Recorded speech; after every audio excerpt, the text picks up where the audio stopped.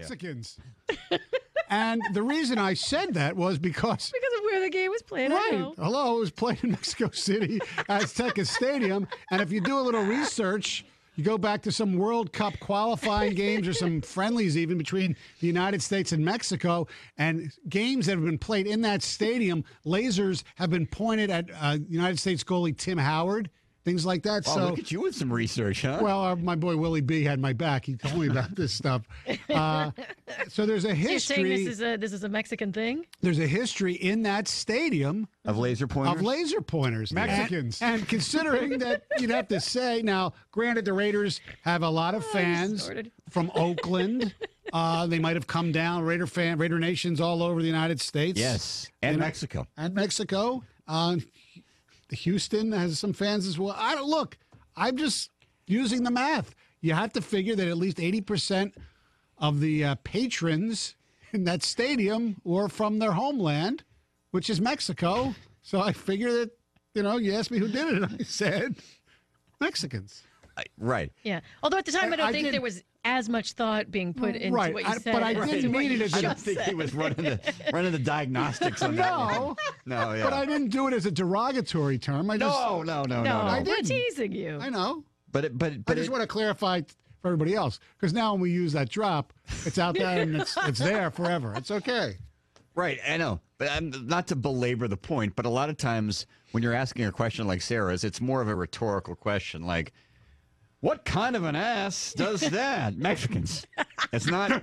I don't think she was looking for either A, a specific answer, or B, the nationality of the violator. She was more just asking a rhetorical question. Right, like if it happened at the game that was played at Wembley, I probably would say Brits. No, you CTE. wouldn't. I don't think you would.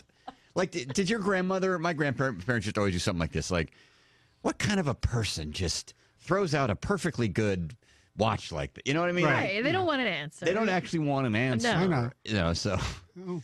But we have one. Now we have one. And it can be used for all sorts of things. Now. Going forward. Like if Trump does build the wall, who is he trying to keep out of the United States? Mexicans. Yeah. Thank you. Just the illegal ones.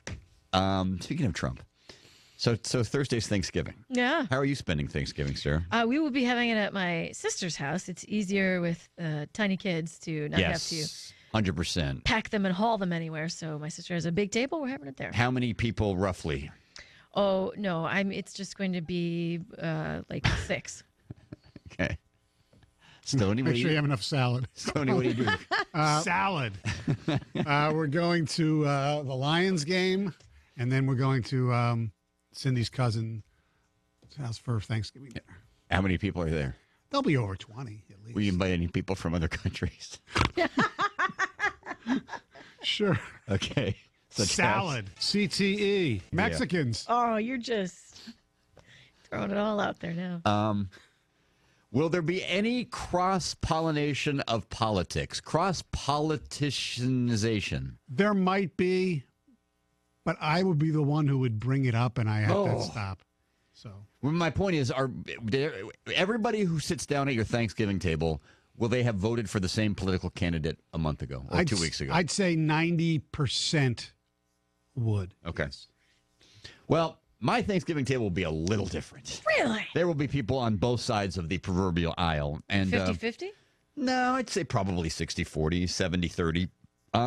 But we won't talk about it. It will not be a topic of conversation. Have you talked about the fact that you're not going to talk about it? You did. Yes, there are ground rules very much in place. We all understand them to the point where the other night, because my sister-in-law and her family has already been in town for a couple days, and we all got together for pizza the other night, and someone brought up just not even the election, like voting patterns. And we're like, whoa. It's like red alert. And he's like, no, I'm not. Don't head in that direction. I'm not talking about that. I'm talking about this other thing. But there was an article in the USA Today, actually yesterday, about the headlines quite simply is, the election is getting people uninvited to Thanksgiving.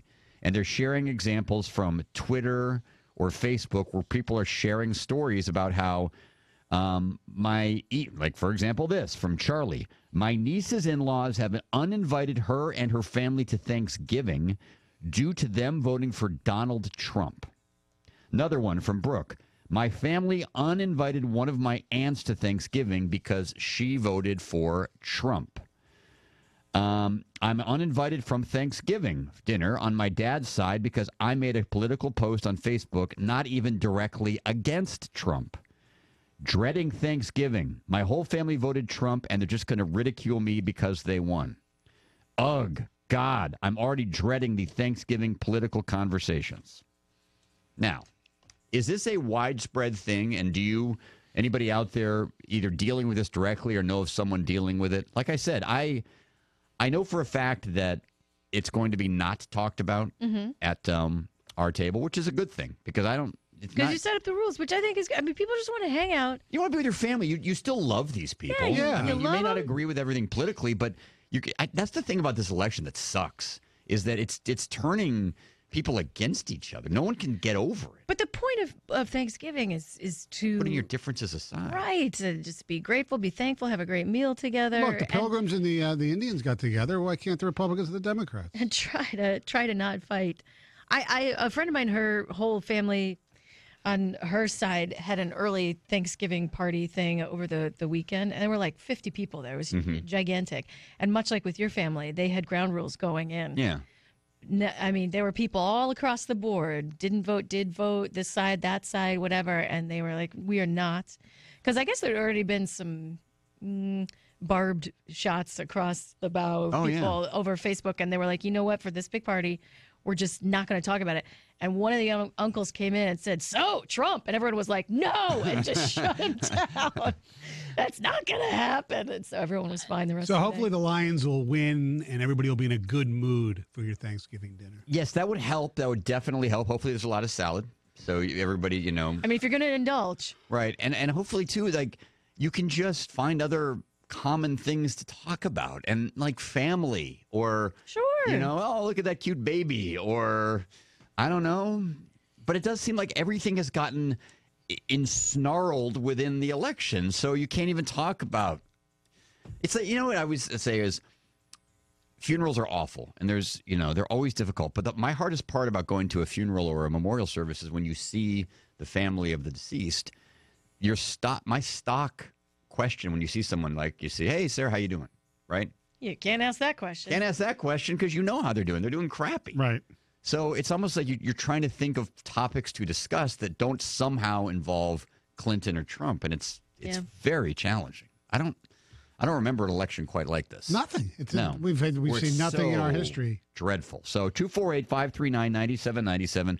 Have you been uninvited to Thanksgiving, or are you dealing with anybody in your family where... Or do you have ground rules for your Thanksgiving dinner? We have ground rules, for sure.